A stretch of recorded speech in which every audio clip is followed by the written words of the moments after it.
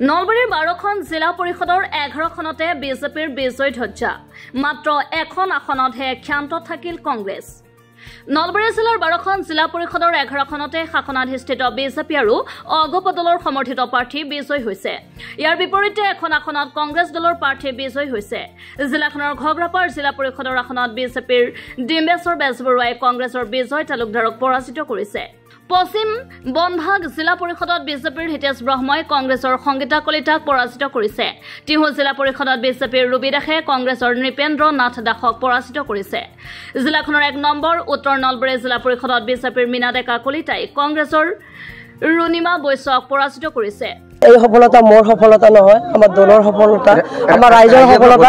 হয় হয় হয়, ৰাইজৰ সফলতা। ৰাইজে বিপুল ভোটত মোক জয়যুক্ত কৰিছে। এইবাবে মই আমাৰ সমূহ উত্তৰ নলবাৰীবাসী ৰাইজক আন্তৰিক ধন্যবাদ আৰু কৃতজ্ঞতা জ্ঞাপন কৰিছোঁ। লগতে আৰু যিসকলে মোৰ উত্তৰ নলবাৰী মণ্ডলৰ বাহিৰৰ ৰাইজে মোক যি মৰম আশীৰ্বাদ প্ৰদান কৰিছে, ভোট প্ৰদান নকৰিলেও তেওঁলোকৰ মৰম আশীৰ্বাদেৰে মোক আগবঢ়াই দিছে, তাৰ বাবে মই আটাইকে মোৰ আন্তৰিক কৃতজ্ঞতা ধন্যবাদ জ্ঞাপন কৰিছোঁ।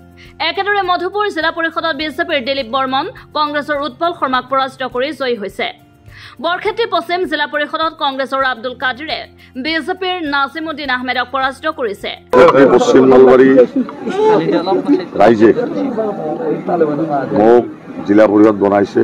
আপোনালোকে যিহেতু কৈছে যে কংগ্ৰেছ দলৰ পৰা মই নিৰ্বাচিত হৈছোঁ, এই হিচাপতে মই পোনপ্ৰথমে আমাৰ জিলা কংগ্ৰেছৰ সভাপতি তথা আমাৰ টিহু সমষ্টিৰ নেতা ৰাতুল বাতুৰি ডাঙৰীয়াক মই তেখেতক আন্তৰিক অভিনন্দন জ্ঞাপন কৰিছোঁ।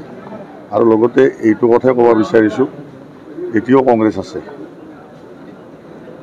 আমি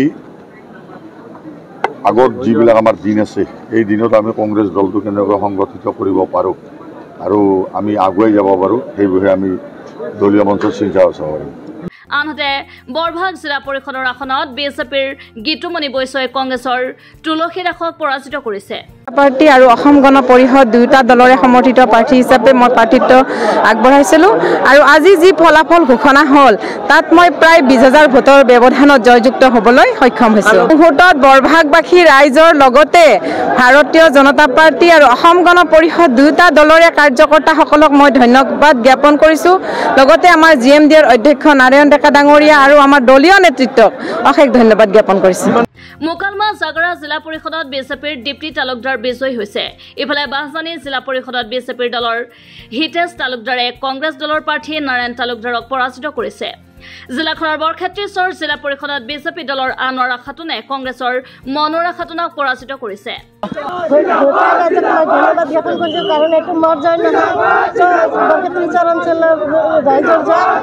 এইটো জয় দি মোক যি আপ্লুত কৰিছে, মই চিৰ কৃতজ্ঞ থাকিম।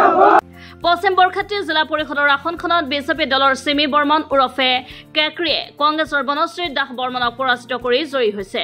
মই 11,236 লিড লৈ জয় হ'বলৈ সক্ষম হৈছোঁ। গ'লে বহুতখিনি ভাল এটা এক্সপিৰিয়েঞ্চ হ'ল আৰু অভিনয়ৰ দিশেৰে লাভান্বিত বুলি নকওঁ, কাৰণ ৰাইজেই সাংস্কৃতিক জগতখনত দেখি আহিছে আৰু কেকৰি হিচাপে যিটো মোৰ নাম অভিনয় দিশত পাইছোঁ, সেই হিচাপত ৰাইজৰ বহুতখিনি মৰম আৰু আশীৰ্বাদ পাইছোঁ। আৰু আজি ৰাইজেই ৰজা, ৰাইজৰ বাবেই আৰু দলীয় কাৰ্যকৰ্তাৰ যথেষ্ট কষ্ট হৈছে।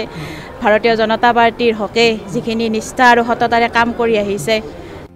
ইফালে ধৰ্মপুৰ জিলা পৰিষদত বিজেপি দলৰ শেৱালী বৰ্মনে কংগ্ৰেছৰ ৰিংকুমণি দাস ডেকাক পৰাজিত কৰি বিজয়ী হৈছে।